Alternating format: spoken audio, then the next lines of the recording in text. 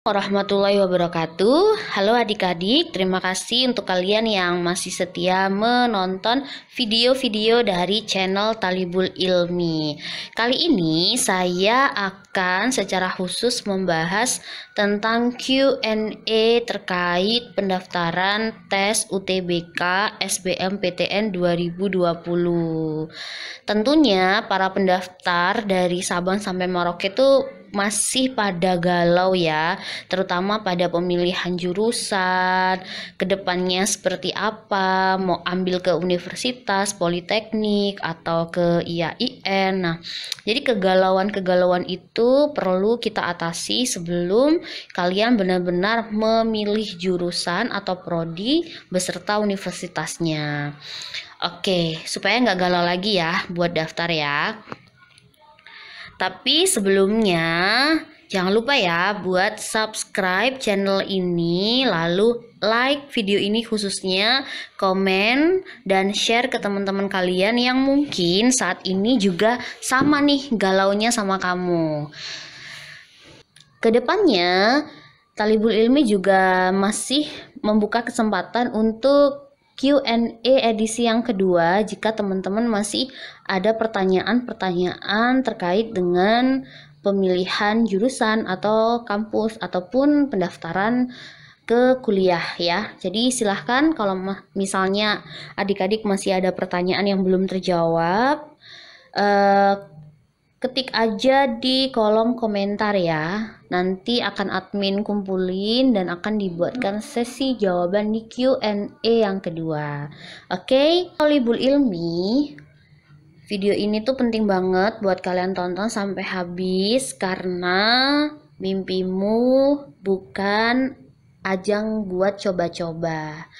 Kalau kalian masih galau dan banyak pertanyaan, sebaiknya ditanyakan ke orang yang memahami terkait bidang ini gitu ya. Atau bisa juga sharing ke teman-teman kalian yang sama-sama mendaftar ke jurusan yang sama, atau bisa juga ke temen yang kampusnya juga sama tujuannya. Jadi baiknya segalanya di cross check terlebih dahulu. Terus kalau kebetulan nih teman kamu belum memiliki jawaban atas pertanyaan kamu bisa juga cross check ke Google, ke akun LTMPT official yang resmi gitu ya, atau juga bisa ke Instagram Talibul Ilmi. Kalian bisa konsultasi ke sana jika memang masih banyak pertanyaan. Dia pertanyaan yang pertama, egois buat pilih kampus favorit atau egois pilih jurusan yang disukai dan sesuai dengan minat bakat. Oke, ini sebenarnya gambling juga sih ya. Kalian tuh pengen dapet kampus yang bagus gitu ya, akreditasinya A, terkenal gitu. Tapi kalian tuh memaksakan diri gitu, dalam tanda kutip kalian pengen dapat nama kampusnya doang, tapi kalian mengambil jurusan yang peluang untuk diterima itu paling tinggi. Otomatis kalian akan mencari jurusan-jurusan yang tidak begitu diminati oleh orang lain. Terus waktu kamu cek ternyata jurusannya juga kalian tuh nggak minat gitu loh. Nah, akhirnya waktu kalian mendaftar nanti pas kuliah kalian merasa terjebak pada jurusan itu gitu. Misalnya nih, kalian tuh sebenarnya pengen banget masuk jurusan biologi gitu ya. Tapi karena kamu tuh pengen banget masuk di kampus sekelas Universitas Indonesia, atau nggak perlu jauh-jauh ke Jakarta, misal ke Universitas Airlangga gitu ya di Surabaya. Nah, ternyata nih kalian cek-cek tuh ya, ini peluang yang paling besar itu di jurusan bahasa Arab gitu menurut survei yang banyak dilakukan oleh akun-akun tertentu gitu ya. Kalian percaya bahwa jurusan itu ini nih peluangnya tinggi banget, yang penting kuliah deh biar nggak gap year tahun ini gitu kan. Nah, itu sebenarnya jangan dilakukan ya adik-adik. Sebaiknya yang jadi acuan buat kalian berkuliah itu adalah jurusan atau prodi yang sesuai dengan minat bakat kalian. Mulai sekarang di list kalian tuh sukanya jurusan-jurusan apa aja gitu ya. dari yang level sukanya paling tinggi sampai yang level sukanya paling rendah gitu.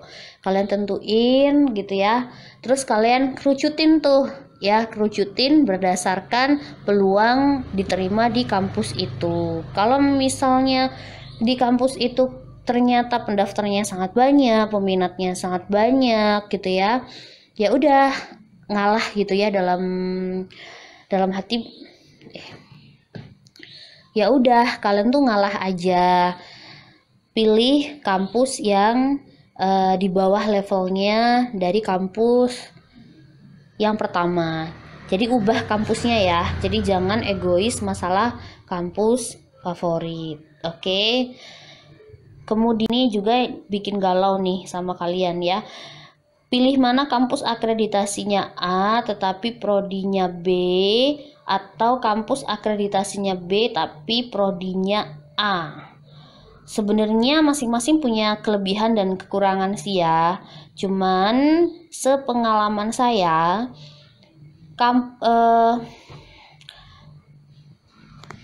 kalau kalian sudah lulus dari dari kampus gitu ya, itu yang dilihat sama perusahaan gitu ya, atau lembaga-lembaga instansi yang membuka lowongan pekerjaan itu umumnya dari kampusnya gitu. Itu yang dilihat pertama, baru setelahnya dilihat kemampuan kalian gitu. Kalau misalnya kamu lulus dari kampus berakreditasi A gitu ya, favorit lah ya. Tapi kalau kalian tuh cuman kuliah pulang, nggak punya banyak pengalaman, organisasi aja nggak pernah ikut, prestasi di kampus nggak punya gitu ya, apalagi IPK-nya nggak tinggi, ya buat apa gitu ya. Jadi sama aja. Terus kalau misalnya pengen tetap milih kampus akreditasi A tapi prodi akreditasi B gimana Kak? Boleh banget kok. Kan kalau misalnya sebuah prodi itu kan berproses ya adik-adik. Jadi ketika kalian masuk itu kan akreditasinya barangkali masih B atau jelek-jeleknya C gitu kan. Kan kalian di sana tuh kan 4 tahun ya. Nah, akreditasi itu kan pasti mengalami proses perubahan. Cuman untuk memastikan apakah nanti waktu kalian lulus, jadi sebenarnya akreditasi prodi itu akan menempel pada diri kalian itu di nilainya itu pas kalian lulus. Misalnya kalian lulus tahun 2018 ya, akreditasinya berlaku saat itu gitu. Jadi kalau mau ngecek mending dicek dulu nih ke Ban PT, akreditasi prodi itu berlaku sampai kapan. Kalau misalnya tertulis B, oh kalau itu misalnya ini tahun 2020 ternyata masih berlaku sampai 2024 atau 2025, pas banget sama kalian lulus, ya mending nggak usah diambil sih kalau kalian masih ragu masalah akreditasi prodi ya. Mending cari kampus yang akreditasi prodinya itu A gitu ya, atau yang sama gitu, kampusnya A, prodinya juga A. Sebenarnya keuntungannya tuh dikit sih masalah akreditasi ini. Misalnya kalau kalian daftar PNS itu ada jalur khusus namanya jalur berprestasi. Nah itu mendaftarnya syaratnya harus akreditasinya itu harus sama-sama A, prodi A, universitas A. Itu doang sih. Tapi juga harus ditunjang dengan IPK yang kumlot ya, alias di atas 3,5. Kalau IPK kalian nggak sesuai ya sama aja, kalian tidak bisa mendaftar jalur prestasi atau kumlot itu. Oke, berikutnya, sorry. Prodi baiknya sesuai minat atau prodi yang menjanjikan pekerjaan keren. Oke, menilai sebuah jurusan untuk pekerjaan di masa depan tuh nggak apa-apa. Penting banget malah ya buat kalian yang orientasinya ke depan. Kalau misalnya kalian tuh nggak minat di jurusan kedokteran, ya jangan memaksakan untuk masuk di jurusan itu karena proses berkuliah itu sangatlah berat. Kalau kaliannya udah nggak suka, prosesnya bakalan amburadul. Jadi baiknya disesuaikan sama minat biar kalian berproses dengan baik gitu. Terus nggak semua pekerjaan itu nggak menjanjikan kok. Misalnya nih, kalau kalian pernah lihat sosok ini Nadiem Makarim gitu ya. Dia lulusan bisnis dari Universitas Harvard University di Amerika. Meskipun dia lulusan bisnis gitu kan, tapi sekarang dia malah menjadi Menteri Pendidikan dan Kebudayaan gitu. Terus ada satu lagi nih, Cak Lontong. Nah, siapa yang nggak tahu gitu ya nama besar ini, Cak Lontong? Coba deh diketik di Google nama Cak Lontong atau tambahin kata Cak Lontong lulusan dari mana gitu. Yang belum tahu, Cak Lontong itu lulusan dari ITS, Institut Teknologi 10 November. Oke, jurusannya tentu nggak jauh-jauh dari teknik gitu ya teman-teman.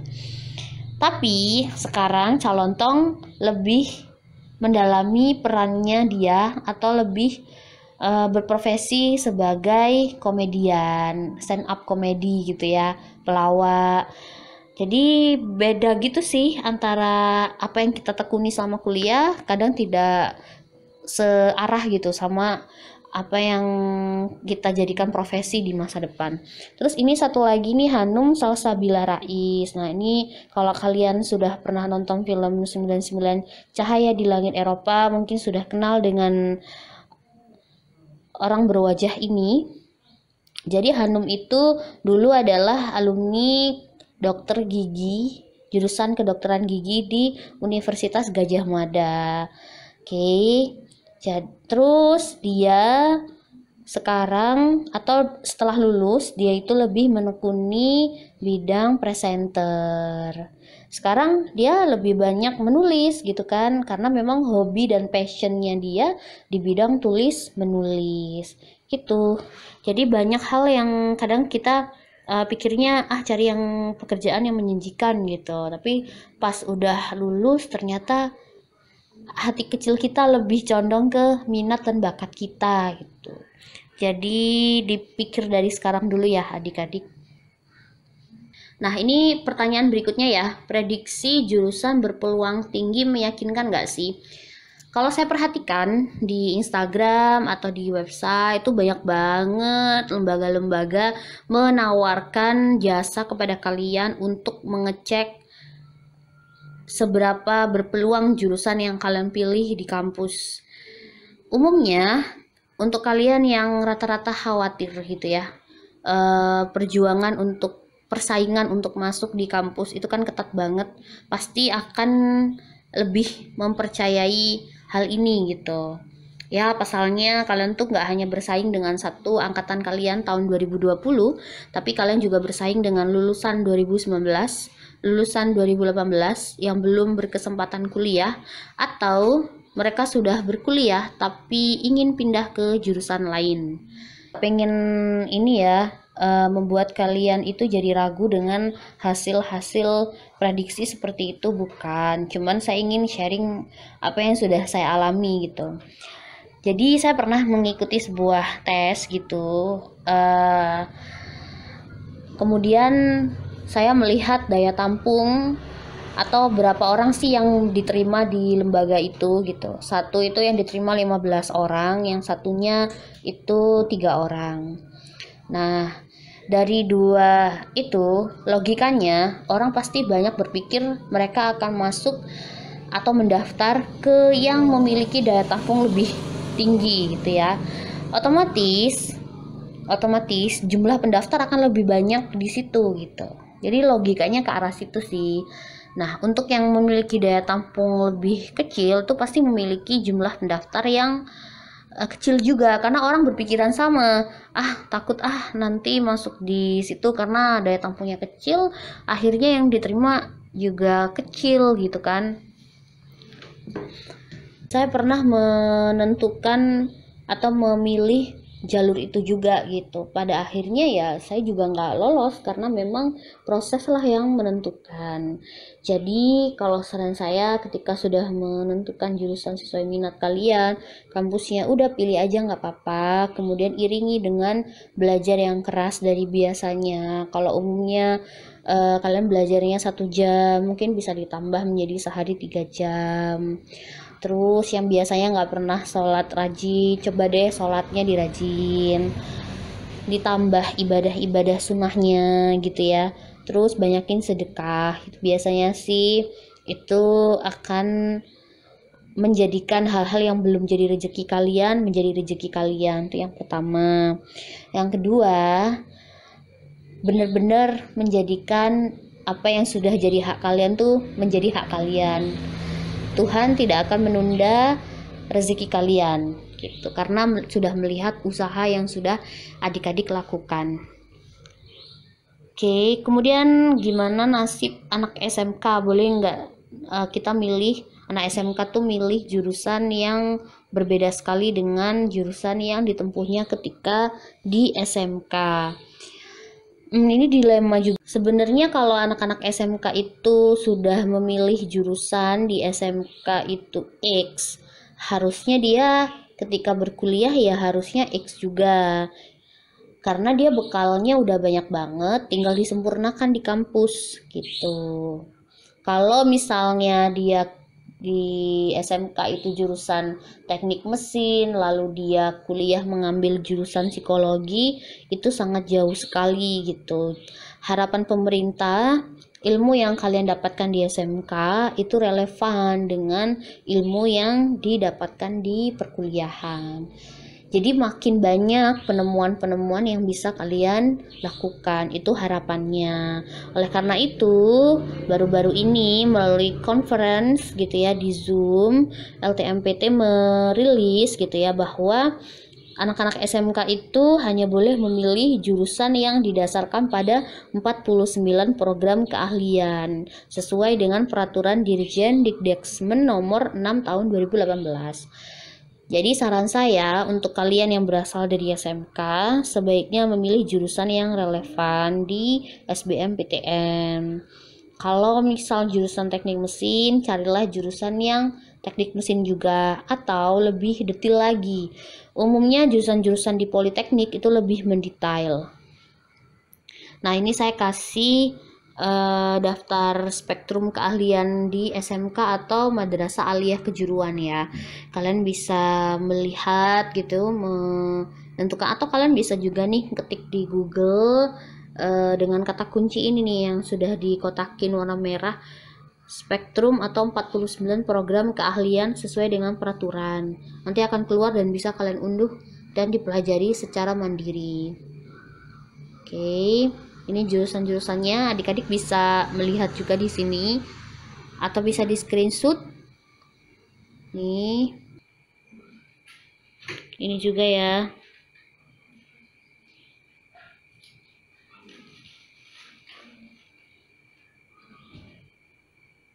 Di screenshot aja boleh.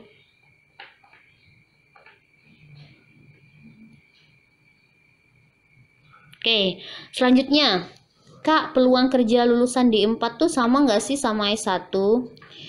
Jadi kalau kalian kuliah di vokasi atau pendidikan di kampus Politeknik, kalian akan menempuh pendidikan D1, D2, D3, dan D4. Kebetulan memang itu dibedain ya. Nah, S1 sama D4 itu sama kedudukannya.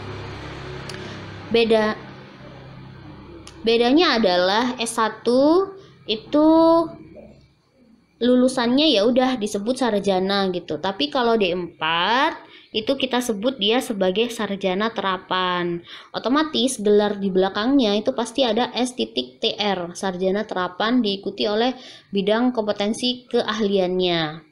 Jadi gelarnya sama, ada sarjananya gitu ya. Jadi kedudukannya sama. Terus, jurusannya lebih detail. Jadi kalau di universitas itu yang lulusan sarjana itu kalau jurusannya misalnya S1 perpustakaan. Nah, kalau di Politeknik D4 manajemen arsip gitu. Jadi sama sebenarnya ya. Lalu, nah ini 40 sama 60 tuh apa maksudnya, Kak? Jadi kalau di D4, lulusan D4 selama berkuliah itu dia sebenarnya mendapatkan 40% itu adalah teori, 60%-nya adalah praktik. Berbanding terbalik dengan lulusan sarjana.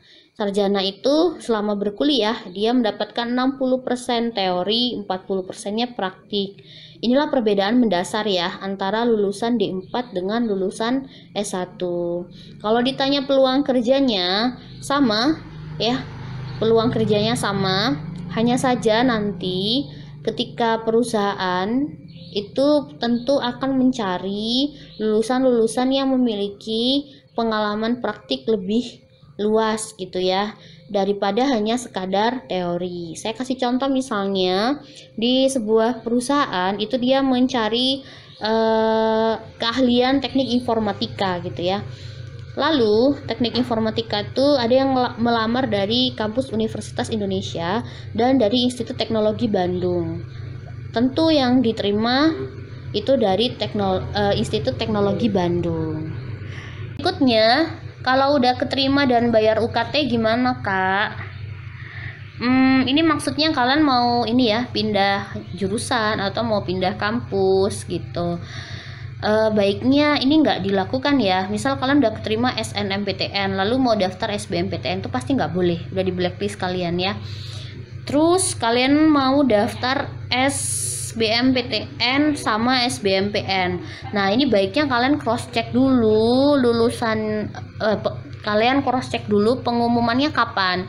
Kalau SBMPN itu pengumumannya lebih awal dibanding SBMPTN. SBMPTN itu 5 Juli udah pengumuman. 4 Juli ya. Kalau SBMPTN itu masih 25 Juli. Bahkan ada kesempatan itu diundur terkait dengan zona merahnya. Nah, ini dia, kalau kalian udah pengumuman SBMPN, kalian diterima, kalian lulus, itu pasti kalian akan diminta untuk bayar UKT.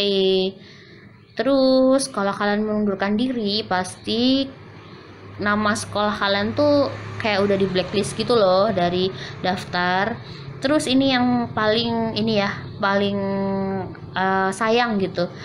Uang kalian, UKT yang udah kalian bayarin tuh tidak bisa di refund. Sayang banget kan? Jadi baiknya kalian pikir matang-matang dulu sebelum mendaftar.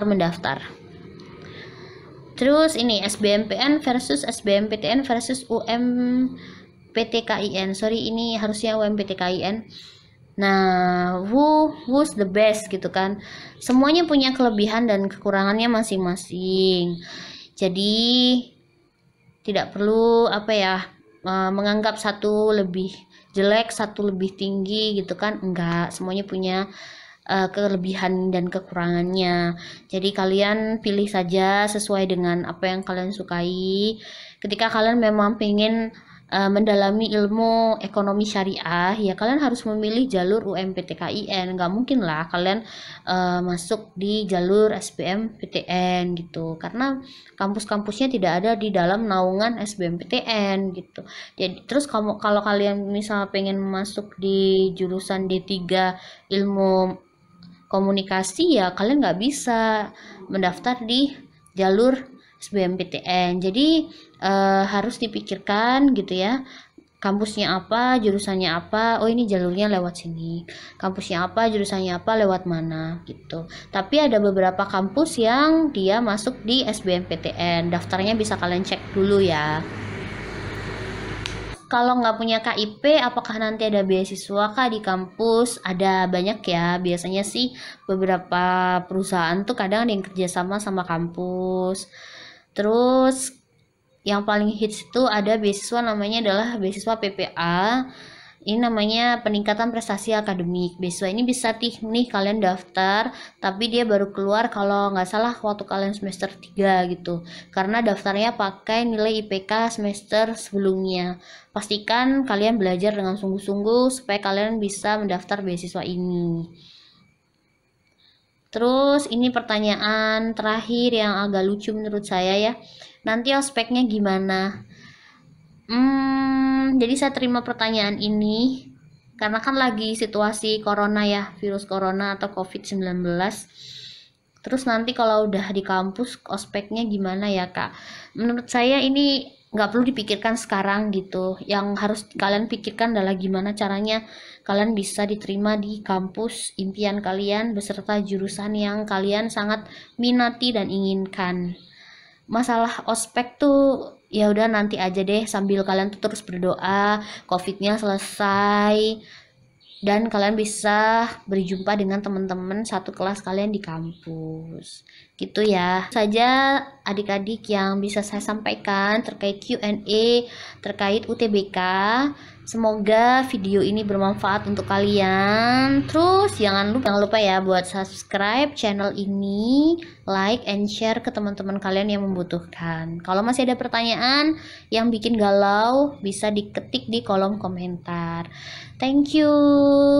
Wassalamualaikum warahmatullahi wabarakatuh.